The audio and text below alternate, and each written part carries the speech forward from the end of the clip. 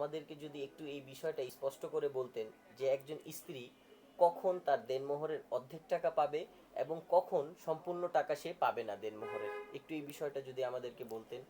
ধন্যবাদ আপনাকে। তো আমাদের বাংলাদেশে প্রায় বিভিন্ন সময় বিভিন্ন ধরনের ভাইরাল কিছু গুজব কথাবার্তা হয় যে স্ত্রী এই কাজ করলে দেনমোহর পাবেন, স্ত্রী এই কাজ করলে দেনমোহর পাবেন না। তা আপনি যে বিষয়টা নিয়ে আজকে আমার কাছ থেকে জানতে চেয়েছেন যে স্ত্রী কখন তার দেনমোহরের টাকা অর্ধেক পাবেন আর কখন তিনি দেনমোহরের টাকা পাবেন না। তো আমি এই 5টা পয়েন্ট বলবো, যে 5টা পয়েন্টের মাধ্যমে আপনারা ক্লিয়ার হয়ে যাবেন যে স্ত্রী কখন তার দেনমোহরের টাকা অর্ধেক পাবেন এবং কখন তিনি দেনমোহরের টাকা সম্পূর্ণ টাকাই পাবেন না। তো প্রথম যেই পয়েন্টটা আপনাদের সাথে আলোচনা করব সেটা হলো যে স্ত্রী যদি স্বেচ্ছায়, যে 1 নম্বর পয়েন্ট, স্ত্রী যদি স্বেচ্ছায় তার স্বামীর যেই তার ঋণটা দেনমোহরের টাকা যদি তিনি মৌকুফ করে দেন, তাহলে এই দেনমোহরের টাকা স্ত্রী সম্পূর্ণ টাকাই তিনি পাবেন না। তবে এই মৌকুফটা অবশ্যই স্বেচ্ছায় সজ্ঞানে এবং তাকে কোনো জোরপূর্বক ছাড়া স্ত্রী যদি স্বামীকে এই টাকাটা দেনমোহরের টাকাটা তিনি মাফ করে দেন, তাহলে তিনি এই দেনমোহরের টাকাটা তাকে পরিশোধ করতে হবে না।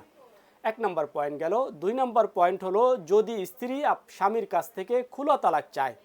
আমরা প্রায় দেখি যে যেটা আমাদের ইংলিশে বলে যে মিউচুয়াল ডিভোর্স, যদি স্ত্রী অনেক সময় স্বামীর কাছ থেকে খোলা তালাক চায়, তখন স্বামী বলতে পারে যে তোমাকে খোলা তালাক দিব, একটা শর্ত আছে, তুমি আমাকে দেনমোহরের টাকাটা মাফ করে দিবে। এই শর্তে যদি কখনো কোনো খোলা তালাক হয় এবং খোলা তালাকে যদি স্ত্রী তার দেনমোহরের টাকা সম্পূর্ণ মাফ করে দেন, তাহলে এই দেনমোহরের টাকা আপনাকে আর পরিশোধ করতে হবে না। 3 নম্বর পয়েন্ট হলো যে খুব গুরুত্বপূর্ণ একটা পয়েন্ট, যে যদি বিয়ের পরে দাম্পত্য হাজব্যান্ড অ্যান্ড ওয়াইফের মধ্যে যদি দৈহিক মিলন না ঘটে, সেক্ষেত্রে দেনমোহরের একটা গুরুত্বপূর্ণ ব্যাখ্যা রয়েছে। যদি বিয়ের পরে স্বামী স্ত্রীর মধ্যে দৈহিক সম্পর্ক না হয় এবং তারপরে যদি আপনার তালাক হয়ে যায়, তাহলে অবশ্যই স্বামীকে 50% দেনমোহরের টাকা তাকে পরিশোধ করতে হবে। এক্ষেত্রে অবশ্যই প্রমাণ করতে হবে যে বিয়ের পরে আপনাদের স্বামী স্ত্রীর মধ্যে কোনো দৈহিক মিলন ঘটে নাই। এই হলো, এই একটা অবস্থাতেই স্ত্রী তার 50% দেনমোহরের টাকা পাবেন। এই অবস্থাটা ছাড়া অন্য যে সকল অবস্থা রয়েছে সে সমস্ত অবস্থায় স্ত্রী অবশ্যই তার দেনমোহরের পূর্ণ টাকাটা পাবেন। এখানে আরেকটা বিষয় ক্লিয়ার করা দরকার, সেটা হলো যে যদি স্বামী স্ত্রীর বিয়ে হওয়ার পরে তাদের ভেতরে তাদের মধ্যে দৈহিক মিলন হওয়ার পূর্বেই যদি স্বামী মারা যায়, তাহলে অবশ্যই সেই স্ত্রী তার দেনমোহরের পূর্ণ টাকাটা তিনি পাবেন। তো আরেকটা পরিস্থিতিতে যদি আমি বলি 4 নম্বর পয়েন্টে, সেটা হলো যে নাবালিকা অবস্থায় যদি কোনো স্ত্রী তার স্বামীর দেনমোহরের টাকা তিনি মাফ করে দেন, তাহলে এই দেনমোহরের টাকাটা মাফ হবে না। তাকে অবশ্যই তাকে সাবালক হওয়ার পরে, প্রাপ্তবয়স্ক হওয়ার পরে তাকে পুনরায় তাকে সিদ্ধান্ত নিতে হবে যে সে এই দেনমোহরের টাকাটা তিনি মাফ করবেন কি করবেন না। অনেকে ভাবতে পারেন যে আমার স্ত্রীর সাবালক হয় নাই, 18 বছর হয় নাই, কিন্তু বিয়ের পরে আমার স্ত্রী আমাকে দেনমোহরের টাকাটা মাফ করে দিচ্ছেন, তাহলে এই দেনমোহরের টাকাটা মাফ হবে না। তিনি যখন প্রাপ্তবয়স্ক হবেন তখন আবার তিনি পুনরায় সিদ্ধান্ত নেবেন যে তার দেনমোহরের টাকাটা তিনি দাবি করেন কি করেন না। এ হলো 4 নম্বর গেল। এখন আমি 5 নম্বর আরেকটা পয়েন্ট বলবো, যে যদি আইনের চোখে কোনো বিয়ে অবৈধ হয় অথবা কোনো বিয়েটা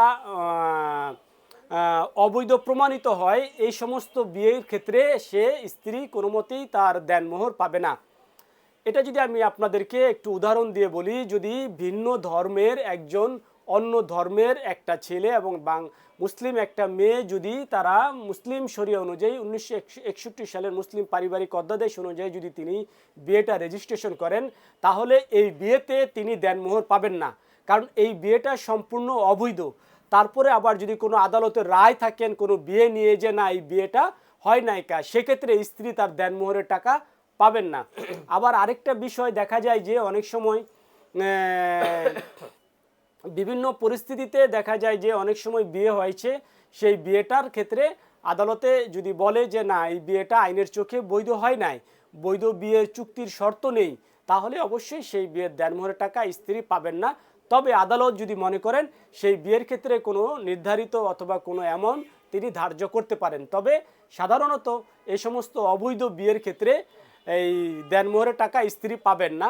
যেমন আমি একটা এক্সাম্পল দিতে পারি, সেটা হলো যদি স্ত্রী তার প্রথম স্বামীকে তালাক প্রদান ব্যতি রেখে তিনি যদি আবার দ্বিতীয় বিয়ে করেন, সেক্ষেত্রে দ্বিতীয় বিয়ে করার পরে যদি সে তার স্বামীর কাছ থেকে দেনমোহরের টাকা দাবি করেন, তাহলে এই বিয়েটা সম্পূর্ণ অবৈধ বিয়ে বলে বিবেচিত হবে এবং তিনি কোনো দেনমোহরের টাকা পাবেন না, কারণ এই বিয়েটা সম্পূর্ণ অবৈধ। তো এই 5টা অবস্থায় যদি আমি বিবেচনা করি যে 5টা অবস্থায় স্ত্রী তার দেনমোহরের টাকা তিনি পাবেন না, এবং যদিও পায় সেটা অর্ধেক পাবে। সেটাও হলো আমার যেই 3 নম্বর পয়েন্টে আমি আলোচনা করেছি, সেই পরিস্থিতিতে তিনি অর্ধেক দেনমোহরের টাকা পাবেন। তো এই ছিল আপনার প্রশ্নের উত্তর। ধন্যবাদ স্যার, আপনাকে অসংখ্য ধন্যবাদ এত সুন্দর করে আমাদেরকে এই বিষয়টা বোঝানোর জন্য। আর আপনাদের যদি কোনো কোশ্চেন থাকে আমাদের কমেন্ট বক্সে দিবেন, আমরা অবশ্যই আপনাদেরকে সঠিক অ্যান্সার দেওয়ার চেষ্টা করব। আসসালামু আলাইকুম।